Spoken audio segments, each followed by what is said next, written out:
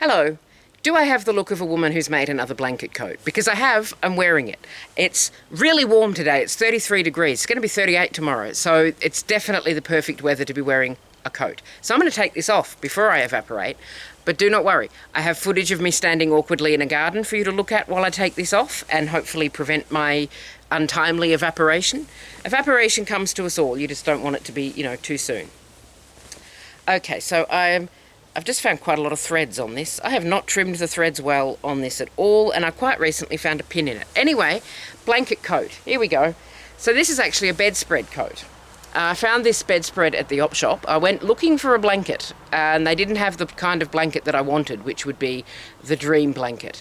I can't describe it to you, but I'll know it when I see it. But they did have this bedspread, and I thought, well, that would work, because I had the urge to make another blanket coat. This is, once again, the Sasha Starlight pattern, which works with any blanket. I'm in children's entertainment now. I shall audition for play school.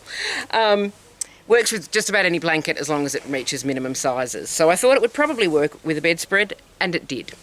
So with the construction of this, wow, so many threads on this. I will have to go over that. Anyway, with the construction of this, I did something reverse way. No, I did something the other way round. Is that the way to say it? Look, I'll tell you what you're supposed to do and then I'll tell you what I did and then we'll figure out how to refer to it. So, when you're assembling the blanket coat, once you've sewn anything in, like for example your sleeves, you finish the edges. Now you do that with a line of zigzag. Let me see if I can show you. You might be able to see, it's in dark purple, so you might not be able to see.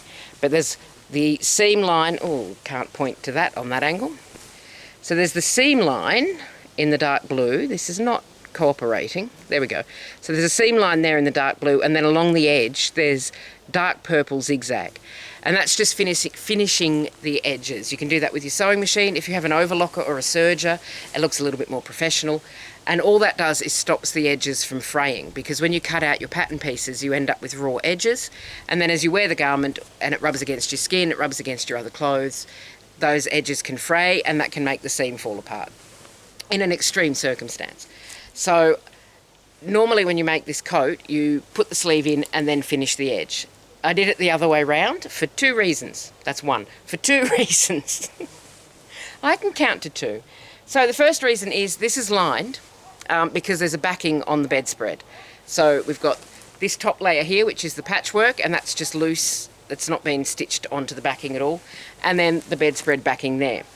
So I didn't want to have two layers that might come apart while I was trying to pin things together and sew seams, because it's frustrating to, turn your sleeve the right way around and realise that you haven't caught all of the fabric that you need to catch in your seams.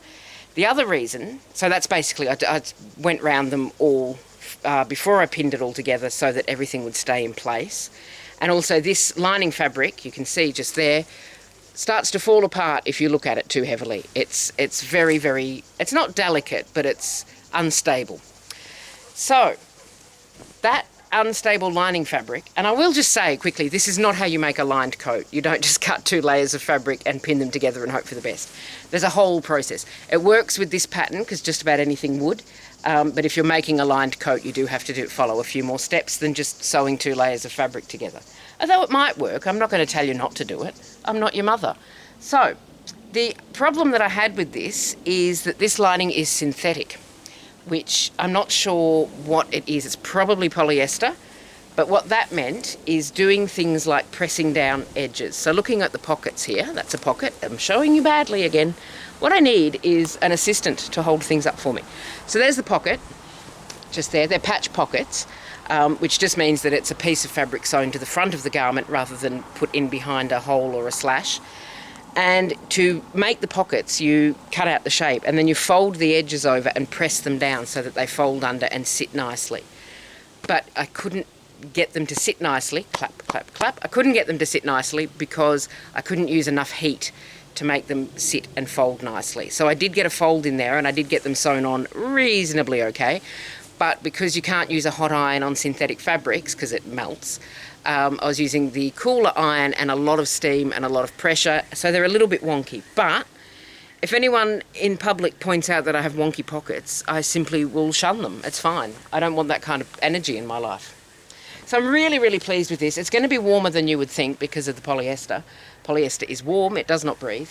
I think it might be a blend actually, because it didn't melt like polyester, but it did melt. So it might be a polyester, it might be a polycotton.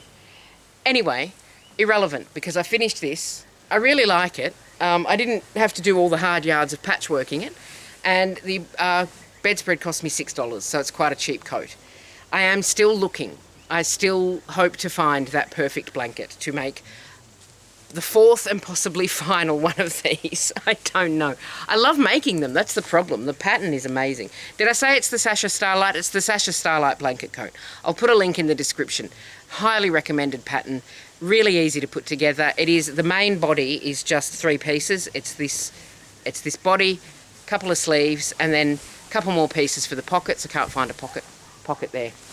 And you can save yourself a lot of time by using the original edge of your blanket or your bedspread as your outside hem, which is what I've done here.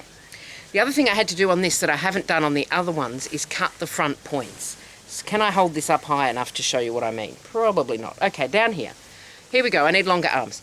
So down here, this sort of diagonal seam here, which goes into the back seam. Am I showing you in any way usefully? Probably not.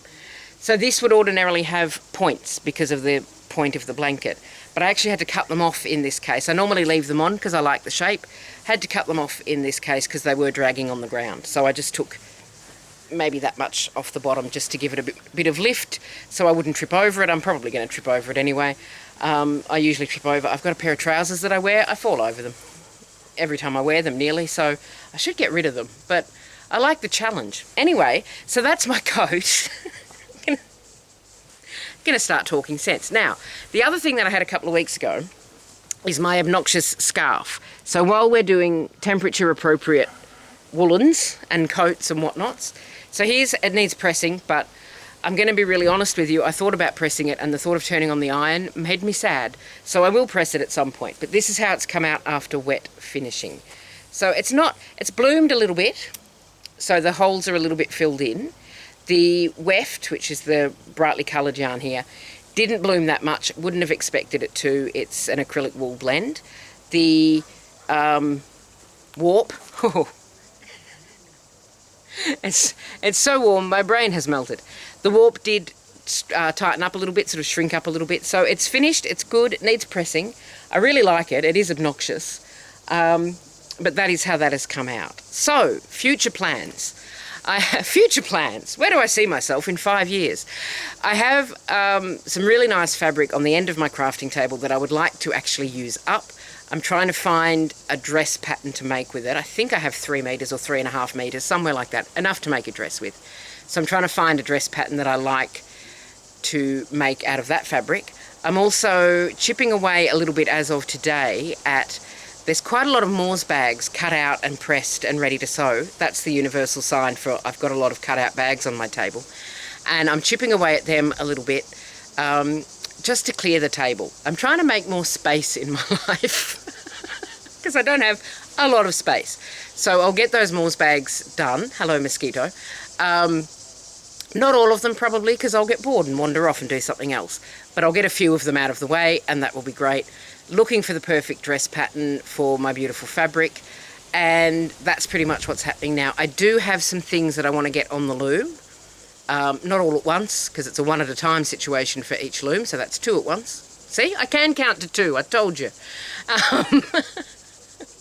Anyway, I'm going to stop talking and I'm going to go inside and have a big glass of cold water, and I will see you next week with something else. It may be weaving, it may be a nice dress that I've made, it might be me just in a puddle. It might just be sad puddle time. You take care of yourself. Have a lovely rest of your week and I will see you soon. Bye for now.